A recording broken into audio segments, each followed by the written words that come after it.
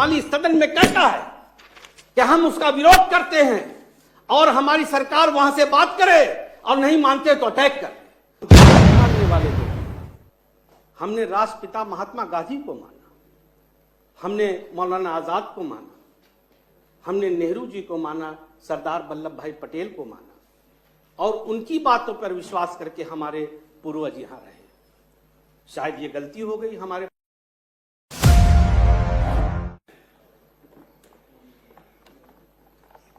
माननीय सभापति महोदय, मैं आपको धन्यवाद देता हूं कि संबल घटना जैसे महत्वपूर्ण विषय पर आपने मुझे बोलने का मौका दिया है।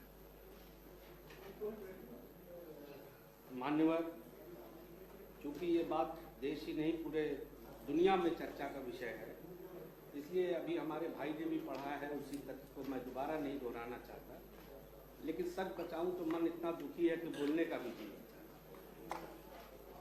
लेकिन क्योंकि जब इस पद का ग्रहण किया तो एक शपथ भी ली कि जनहित के मुद्दों को और जो समाज के हित के मुद्दे हैं वो सदन में लाना हम लोगों की जिम्मेदारी है। इसलिए बोलने के लिए खड़ा हूं, इसलिए नहीं कि मुस्लिम समुदाय का हूं। मान्यवर, मन बहुत दुखी है।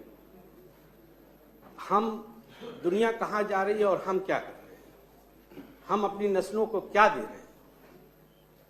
700 साल पहले किसने क्या किया, 1000 साल पहले देश में क्या हुआ, उसका हिसाब आज की माइनॉरिटी से मांगा जाता है। हमारे पूर्वज मान्यवर जिन्ना के समर्थक नहीं थे, हम जिन्ना को मानने वाले लोग नहीं थे। हमने राष्ट्रपिता महात्मा गांधी को माना, हमने मौलाना आजाद को माना, हमने नेहरू जी को माना, सरदार वल्लभ भाई पटेल को माना और उनकी बातों पर विश्वास करके हमारे पूर्वज यहां रहे।